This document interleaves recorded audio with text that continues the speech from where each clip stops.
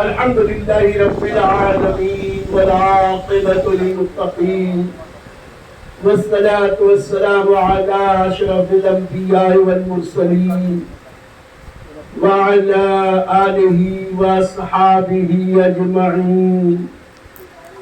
بعد اعوذ باللہ من الشیطان الرجیم بسم اللہ الرحمن الرحیم وَأَمَّا بِنِعْمَةِ رَبِّكَ فَحَدِّثْ. صدق اللہ العظیم وبلغنا رسولہ النبی الامین الکریم ونحن علی ذلک لمن الشاہدین والشاکرین والحمد للہ رب العالمین. قال اللہ تبارک وتعالی فی شان حبیبہ الاعلی ان اللہ وملائکتہ یصلون علی النبی یا ایہا الذین آمنوا صلوا علیہ وسلموا تسلیما. اللہم صلی علی سیدنا و مولانا محمد وعلی آل سیدنا و مولانا محمد وسلم. صلاة وسلاما عليك يا رسول الله وعلى آلك وأصحابك يا حبيب الله. بكاري فيش حيران مغثني أغثني يا رسول الله. پریشانم مغثني يا رسول الله. شهاب کس نوازی کن طبیبا رسازی کن مریض درد عصیانم مغثنی یا رسول اللہ صلی اللہ تعالی علیہ وسلم. معزز علماء کرام، حجاج کرام، میرے دینی اور اسلامی بھائیوں، عزیز بچوں، عزت ماں و بہنوں، السلام علیکم ورحمۃ اللہ وبرکاتہ. ان کی معراج کہ وہ عرش علا پر پہنچے، ان کی معراج کہ وہ عرش علا پر پہنچے، میری معراج کہ میں ان کے قدم تک پہنچوں.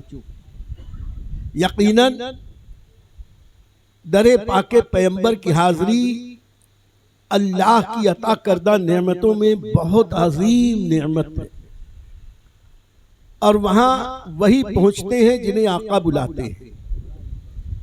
اور صحیح بات یہ کہ نبی کریم رؤوف الرحیم کی بارگاہ میں حاضر ہونے والا خود نہیں جاتا، رب کے بلاوے پہ جاتا ہے. مجرم بلائے آئے ہیں، جاؤک ہے گواہ. اللہ نے قرآن میں اعلان کیا کہ اور یہ ایمان والے جب اپنی جانوں پہ ظلم کر بیٹھے تو اے محبوب آپ کی بارگاہ میں حاضری دیں اور اللہ کی بارگاہ میں توبہ اور استغفار کریں. اور اے محبوب آپ بھی ان کے لیے توبہ کے طلبگار ہوں، سفارشی بنے تو اللہ کو توبہ کا قبول کرنے والا پائے گا. مجرم بلائے آئے، جاؤک ہے گواہ. اور وہاں جو جاتا ہے، صحیح بات یہ ہے کہ اپنے اپنے انداز سے جاتا ہے. کوئی روتے جاتا ہے، کوئی ہنستے مسکراتے جاتا ہے، کوئی غم امروز فکر فردہ میں منہمک ہو کے جاتا ہے، کوئی اپنے دلوں کو فکر دو عالم سے آزاد کر کے پہنچتا ہے. آقا جسے جیسے چاہتے ہیں ویسے بلاتے ہیں. مجھے ایک حکایت یاد آئی کہ ایک ہی وقت میں اپنے اپنے علاقوں کے دو بادشاہ مدینہ منورہ پہنچے اور دونوں دو الگ الگ دروازوں سے آئے. ایک بھکاری کے لباس میں تن تنہا سادے لباس میں پہنچا، اور دوسرے دروازے سے اسی وقت چلا داخل ہوا. وہ شاہی آن بان شان کے ساتھ، شاہی سواری کے ساتھ آیا، اور دونوں ایک ہی وقت میں بارگاہ رسالت میں حاضر ہوئے.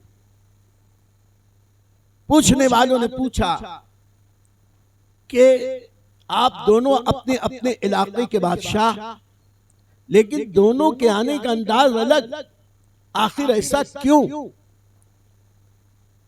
تو جو سادے لباس میں فقیرہ انداز میں آیا تھا اس نے کہا کہ میں بادشاہ ہوں تو اپنے گھر کا، شہنشاہ ہوں تو اپنے علاقے کا، لیکن جس در پہ آیا ہوں مجھے یہ شہنشاہی یہیں سے ملی۔ مجھے شرم آئی کہ اس دربار میں میں شان و شوکت کے ساتھ آؤں۔ یہ تو وہ بارگاہ ہے کہ ادب گاہیست زیر آسماں از عرش نازک تر، نفس گم کر دمی آیت جنید و بایزیدی جا۔ اس لیے مجھے شرم آئی کہ میں اس عظیم بارگاہ میں، کرسی سے اونچی اسی پاک در کی، اس عظیم درگاہ میں میں آؤں اور شاہی آن بان شان کے ساتھ۔ تو ایک صاحب نے دوسرے بادشاہ سے پوچھ لیا کہ بھائی سن تو لیا، یہ کیسے آئے، تمہاری ہمت کیسے ہوئی؟ یہ دیکھیے سرکار کا کرم، رحمت کی بارش برس، ہوائیں بھی تیز ہو گئی کہ پنکھا بند کر دیا۔ اچھا، آپ اس عظیم دربار میں شاہی آن بان شان کے ساتھ کہنے لگے کہ بات ایسی ہے کہ مجھ کو جو کچھ ملا اسی سرکار سے ملا۔ جب انہی کے دربار سے، انہی کی سرکار سے ملا تو سوچا جب ان کے دربار میں آیا ہوں تو ان کی نعمتوں کا اظہار کر کے آؤں۔ یا رسول اللہ، آپ کے در سے جو ملا ہے دیکھ لے کہ آپ نے کیسا نوازا۔ صحیح بات یہی ہے کہ نہ کسی کے عشق پہ طنز کر، نہ کسی کے غم کا مذاق اڑا، جسے چاہے جیسے نواز دے، یہ مزاج عشق رسول ہے۔ بارگاہ رسالت مآب میں تو ہر زمانے میں، ظاہری حیات میں اور بعد وصال، آج تک روزانہ تواتر کے ساتھ ایسی حیرت انگیز باتیں ہوتی رہتی ہیں کہ کوئی احاطہ تحریر میں نہیں لا سکتا۔ وہی بارگاہ ہے کہ جب حضور سیدی سرکار سید احمد کبیر رفاعی رحمت اللہ تعالی علیہ بارگاہ رسالت میں حاضر ہوئے، اس وقت مسجد نبوی میں 70,000 اولیاء موجود تھے، اور کمال یہ ہے کہ ان 70,000 میں ایک ہمارے آقا سیدی سرکار غوث پاک بھی حاضر تھے، اور سید احمد کبیر رفاعی علیہ رحمت والرضوان نے بارگاہ رسالت میں عرض کی، یا رسول اللہ صلی اللہ علیہ وسلم، میں اپنے گھر سے، میں جہاں رہتا تھا وہاں سے روزانہ صلاۃ و سلام پیش کرتا تھا، آج سلام کے لیے آپ کے کرم سے در دولت پہ حاضر ہوں، حضور دست کرم بڑھائیں، میں مصافحہ کرنا چاہتا۔ ہم ہوں، آپ ہوں تو ہماری نہ ہمت نہ مجال، لیکن وہ تو شہزادہ رسول تھے، وہ تو آل نبی اولاد علی تھے، ان کا مقام بہت بلند تھا۔ جب شہزادے نے اپنے آقا کی بارگاہ میں عرض کی، حضور دست کرم بڑھائیں، میں مصافحہ کرنا چاہتا ہوں، تو 70,000 اولیاء نے بنفس نفیس دیکھا کہ سرکار ابد قرار علیہ الصلوۃ والتسلیم کا دست اقدس روضہ منور سے ظاہر ہوا، اور حضرت سیدنا سید احمد کبیر رفاعی رحمت اللہ علیہ نے شرف مصافحہ پایا۔ میں نے اپنے آقا نعمت حضور اشرف الفقہا سے پوچھا کہ حضور جالی بہت دور، پھر دیوار، پھر اندر قبر منور، پھر اس میں کتنے نیچے سرکار، اور جتنے حاضرین یہ 1400 سال میں حاضری دیتے ہیں وہ مواجہ میں کھڑے ہوتے ہیں۔ سرکار نے قبر انور سے ہاتھ نکالا، اتنی دور پہنچا کیسے؟ کہا جس خدا نے اپنے محبوب کو یہ طاقت دی کہ وہ اس عالم میں بھی اپنا دست اقدس قبر انور سے نکال سکتے ہیں، وہ مواجہ شریف تک بھی پہنچا سکتے ہیں۔ مانے تو سب کچھ ہے، نہ مانے تو اندھے نکلے ہوئے سورج کا انکار کر دے تو اسے ہم کیا کریں؟ چمگادڑ روز رات ہی میں نکلتی ہے، اگر چمگادڑ یہ کہہ دے کہ کہ سورج نام کی کوئی چیز ہی نہیں کائنات میں، تو اس دن میں آنکھ بند کرنے والی مخلوق سے کیا شکایت کی جائے کہ وہ سورج کا انکار کرتی ہے؟ ہم تو اہل محبت ہیں، نبی کی محبت میں نبی کے ماننے والوں کی باتوں پہ یقین کرتے ہیں۔ خود حضور غوث پاک پیران پیر کے سلام کا جواب ملا، ہمارے خواجہ ہند کے راجہ غریب نواز کے سلام کا جواب ملا، اور میرے آقا خالی اپنے نیک بندوں ہی کو نہیں نوازتے، اپنے سادے بندوں کو بھی نوازتے۔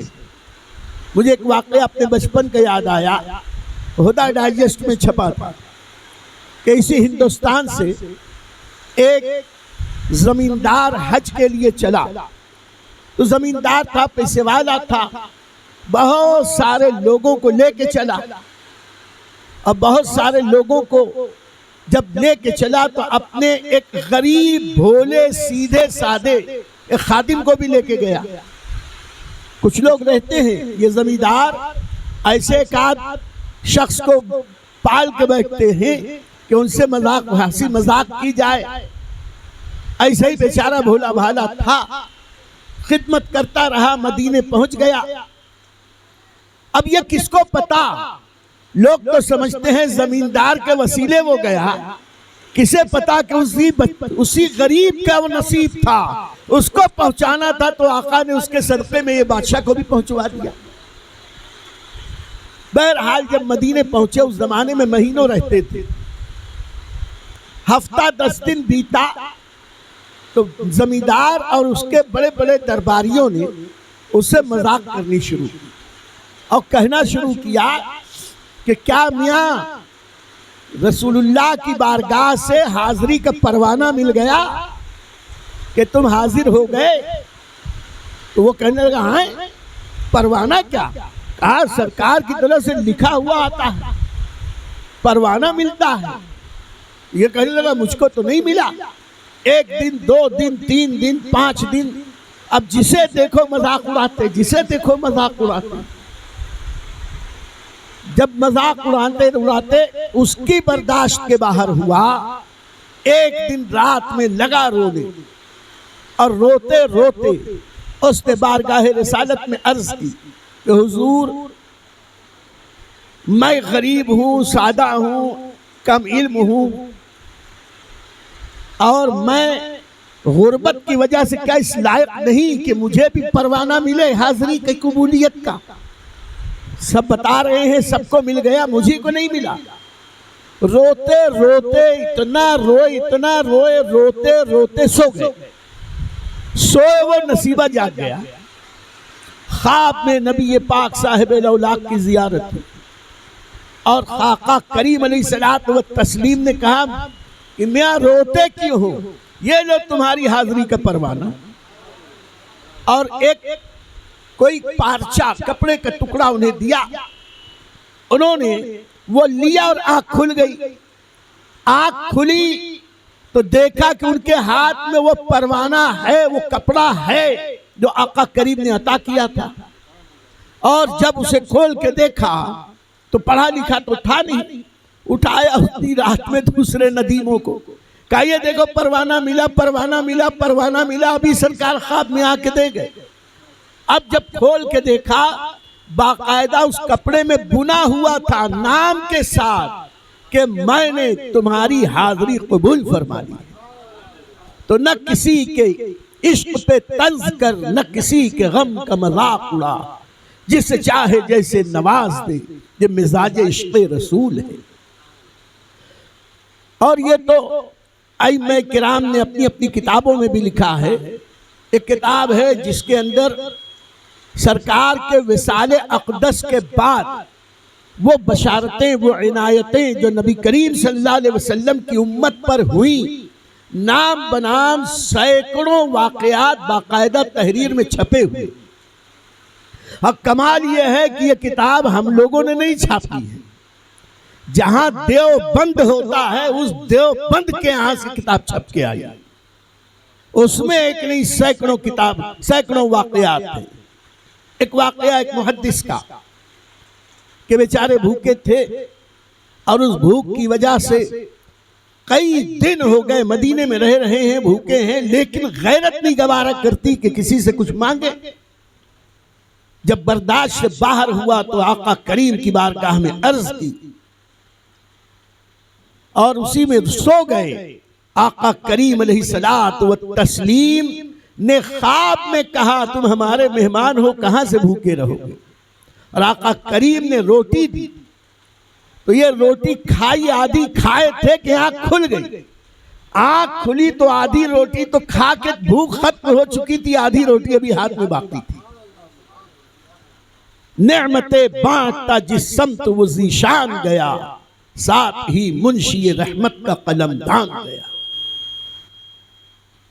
میرے پیر و مرشد آقا نعمت حضور حافظ ملت علیہ رحمت و رضوان مدینہ منورہ پہنچے تو بیمار ہو گئے، اور اتنے سخت بیمار کہ بالکل بستر پکڑ لیا، بخار بڑی شدت کا، ایسی تکلیف کہ جانکنی کا عالم تھا۔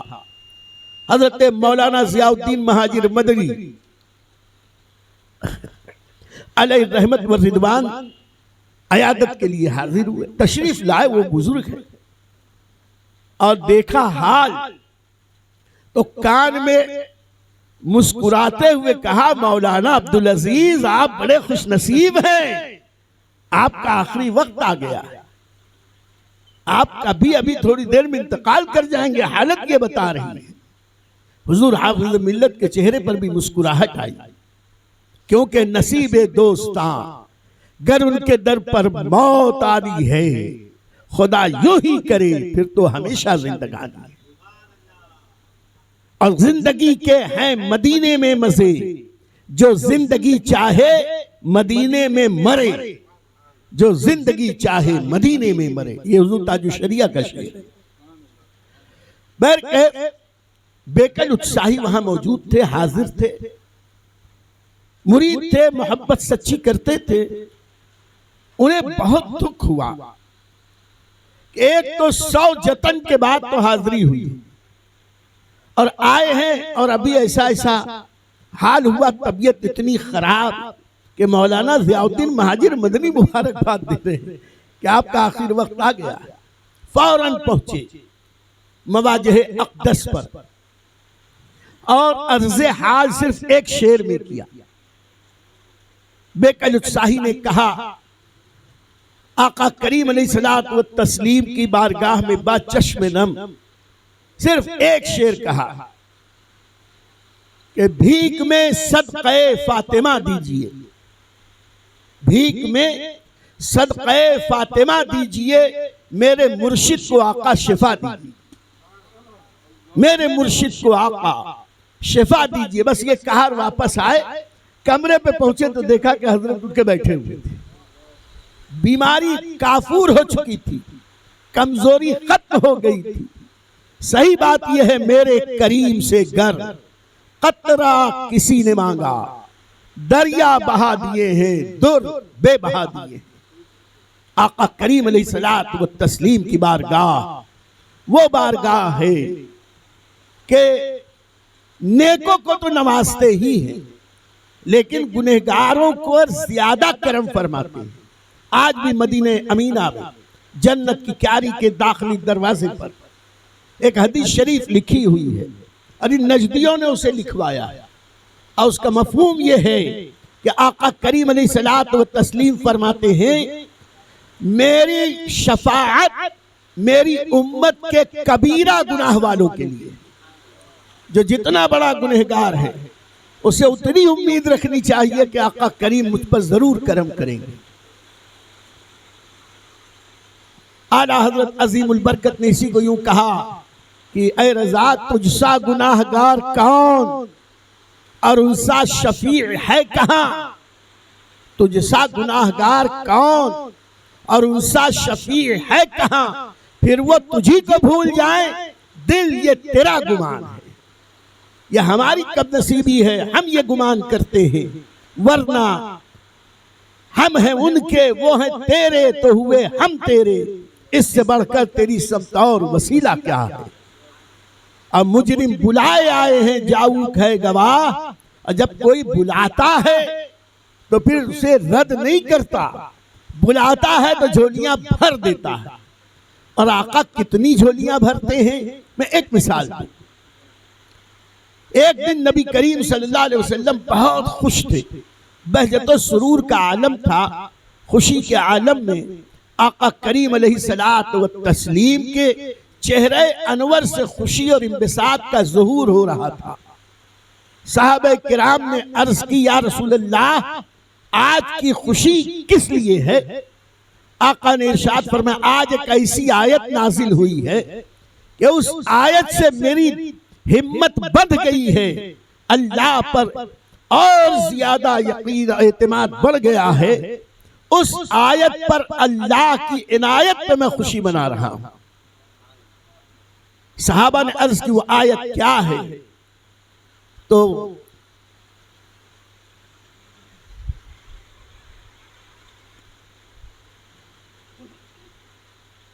فرمایا آیت کریمہ ہے وَلَسَوْفَ يُعْطِيكَ رَبُّكَ فَتَرْضَىٰ۔ اللہ نے مجھ سے یہ وعدہ کیا، قرآن کی آیت ہے، وَلَسَوْفَ يُعْطِيكَ رَبُّكَ فَتَرْضَىٰ۔ اے محبوب ہم ان قریب تمہیں اتنا دیں گے کہ آپ راضی ہو جائیں گے۔ اور جب اللہ نے یہ وعدہ کر لیا تو میں نے بھی طے کر لیا ہے، جب تک پوری امت کو بخشوا نہیں لوں گا میں راضی نہیں ہوں گا۔ یہ ہے نبی کریم صلی اللہ علیہ وسلم کی عطا۔ خدا کی رضا چاہتے ہیں دو عالم، خدا چاہتا ہے رضائے محمد صلی اللہ علیہ وسلم۔ میرے دوستو، اسی پر مجھے تھوڑی سی وضاحت کرنی ہے۔ اگر کوئی سیٹھ مولانا ساجد صاحب کو یا مولانا اکرم صاحب کو بلائے کہ آپ فلاں کام کے لیے چندے کا بات کر رہے تھے، آؤ میں تمہیں خوش کر دوں گا، تو یہ بیچارے خوشی خوشی جائیں اور وہاں امید ہو کہ 1000 دے گا، وہ دے دے 10,000، تو واقعی خوشی تو ہوگی ان کو، لیکن دینے والا کتنا دے گا؟ جتنا اس کی دسترس میں ہوگا اتنا ہی تو۔ اب مولانا صاحب کہنے لگے نہیں ذرا اور کرو، 1 لاکھ کرو، تو وہ کہے گا 1 لاکھ کی میری اوقات ہی نہیں، کہاں سے دوں؟ جتنی میری اوقات تھی میں نے دیا۔ خوش کرنے کا ایک عالم یہ ہے، لیکن ایک اپنے وقت کا ایسا شہنشاہ ہے جو یہ کہہ کے بلائے کہ میرے یہاں آؤ چندہ لینے، میں اتنا دوں گا کہ تم راضی ہو جاؤ۔ ایسے وقت میں وہ سخی، وہ حاتم وقت، وہ اپنی نوٹوں کی گڈی نہیں گنے گا کہ یہ نوٹ گن گن کے دوں، وہ گڈی نکالے گا، دیکھے گا مولانا کے چہرے پر، ایک گڈی دے گا، خوش ہوئے کہ نہیں خوش ہوئے دوسری نکالے گا، راضی ہوئے کہ نہیں راضی ہوئے تیسری نکالے گا، اس کے پاس کمی نہیں، اور ان کو اتنا دے گا، جب تک دیتا رہے گا تب تک یہ راضی نہ ہو جائیں گے، خوش نہ ہو جائیں گے۔ یہ ہے راضی کرنے کا فلسفہ۔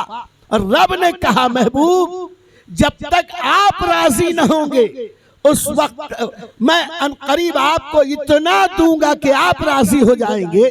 اور آقا کریم اپنے لیے تو کچھ مانگیں گے نہیں، وہ تو امت ہی کے لیے مانگیں گے۔ تو اب اللہ کریم یہ ملاحظہ نہ فرمائے گا کہ کتنوں کو جہنم سے نکالنا پڑ رہا ہے، وہ نکالتا جائے گا، چہرے مصطفیٰ کو دیکھتا جائے گا۔ آقا کب راضی ہوں گے تب یہ سلسلہ بند ہوگا۔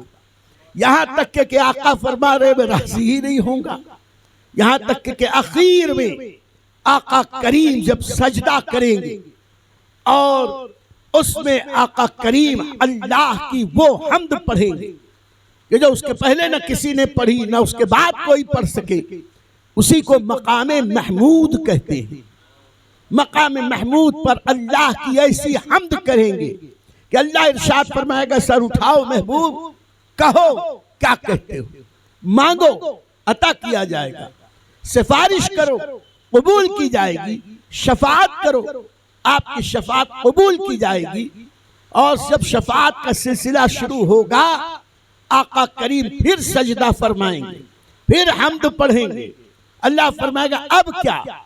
تو فرمائیں گے آقا کریم عرض کریں گے مولا جہنم میں ابھی کچھ لوگ ہیں، اللہ کا ارشاد ہوگا جاؤ، جس کے دل میں رائی کے دانے کے برابر بھی ایمان ہو اس کو بھی وہاں سے نکال لاؤ۔ آقا کریم یہ سب احادیث میں موجود ہے، تو آقا کریم کو اللہ اذن دے گا، اجازت دے گا، وہ سب کو لے کر باہر آئیں گے، اور اس طرح نبی کریم صلی اللہ علیہ وسلم اپنی پوری امت کی شفاعت کریں گے۔ کبھی شفاعت بالوجاہت کریں گے، رب کی بارگاہ میں اپنی وجاہت عرض کریں گے، کبھی شفاعت بالمحبت کریں گے، اپنی محبت کا جو رب ان سے فرماتا اس کا وسیلہ دے کے، کبھی امت کی نسبت کا وسیلہ، کبھی اپنے رب کی بندگی کا وسیلہ پیش کرتے جائیں گے، امت کو بخشواتے جائیں گے۔ اور نبی کی بارگاہ وہ بارگاہ ہے کہ جہاں الحمدللہ کھرے سکے تو سب بازاروں میں چلتے ہیں، اب بازار مصطفیٰ میں کھوٹے سکے بھی چل جاتے ہیں۔ آقا کریم ہم کھوٹوں کو بھی نوازتے ہیں، اور ایسے نوازتے ہیں الحمدللہ الحمدللہ کہ اللہ نے اپنے محبوب کو وہ مقام بخشا ہے کہ وسعتیں دی ہیں خدا نے دامن محبوب کو، وسعتیں دی ہیں خدا نے دامن محبوب کو، جرم کھلتے جائیں گے اور وہ چھپاتے جائیں گے۔ آقا کریم علیہ الصلوۃ والتسلیم کے بارے میں بریلی کا سبق سیکھو، بریلی والوں کا مزاج پاؤ۔ آقا کریم کی بارگاہ میں عرض کرتے ہیں، اور کتنی مستانہ وار کیفیت میں کہتے ہیں کہ کیوں اپنی گلی میں وہ روادار صدا ہو جو بھیک لیے راہ گدا دیکھ رہا ہو، اور آتا ہے فقیروں پہ انہیں پیار کچھ ایسا خود بھیک دے اور خود کہیں منگتا کا بھلا۔ اور میدان محشر میں حال یہ ہے کہ اعلیٰ حضرت نے ایک جگہ کہا کہ چور حاکم سے چھپا کرتے ہیں یا اس کے خلاف، چور حاکم سے چھپا کرتے ہیں یا اس کے خلاف، تیرے دامن میں چھپے چور انوکھا تیرا، انہی کی نافرمانی کرے اور پھر بخشش کے لیے انہی کے دامن تھامے۔ اللہ نے اپنے محبوب کو بہت نوازا، اتنا نوازا کہ نہ کوئی سوچ سکا، نہ کوئی سوچ سکتا ہے، نہ کسی کے حاشیہ خیال میں، نہ کسی کے وہم و گمان میں۔ اس سے زیادہ اللہ نے اپنے محبوب صلی اللہ علیہ وسلم کو مقام بلند بخشا۔ اسی لیے جب کوئی مدینے جانے لگتا ہے تو اہل محبت کے دل میں یہ خیال اٹھتا ہے کہ جب مدینے کا مسافر کوئی پا جاتا ہوں، حسرت آتی ہے یہ پہنچا میں رہا جاتا ہوں۔ اور مدینہ جو زائر جاتا ہے یقیناً وہاں سے آنے کا دل نہیں ہوتا، لیکن ہم نے سارے اولیاء کو دیکھا مدینہ چھوڑ کے آتے ہیں۔ ابھی یہ بھی کہہ رہے تھے حضور تاج الشریعہ کا شعر، مدینہ چھوڑ کے چلے آئے غضب کیا۔ حقیقت یہ ہے کہ یہ لوگ جو واپس آتے ہیں، یقین جانو حضرت محدث اعظم ہند نے کہا کہ مدینے کا کچھ کام کرنا ہے سید، مدینے کا کچھ کام کرنا ہے سید، مدینے سے میں اس لیے جا رہا ہوں۔ تو ہم چاہے وہاں سے واپس آئیں تو مدینے والے کا کام کریں، یہاں رہیں تو مدینے والے کا کام کریں، مرضی ان کی ہے، وہ چاہیں بلائیں چاہے نہ بلائیں، لیکن ہم تو ان کے احاطہ بصر میں ہیں۔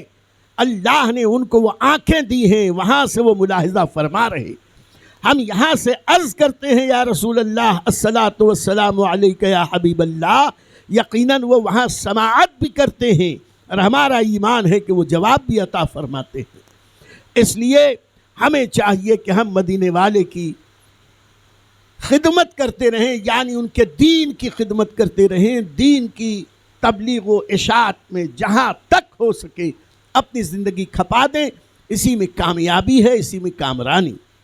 آج خلاف توقع میں یہاں دکھ رہا ہوں، میں تھا نہیں، میں آندھرا اور تلنگانہ کے دورے پہ تھا۔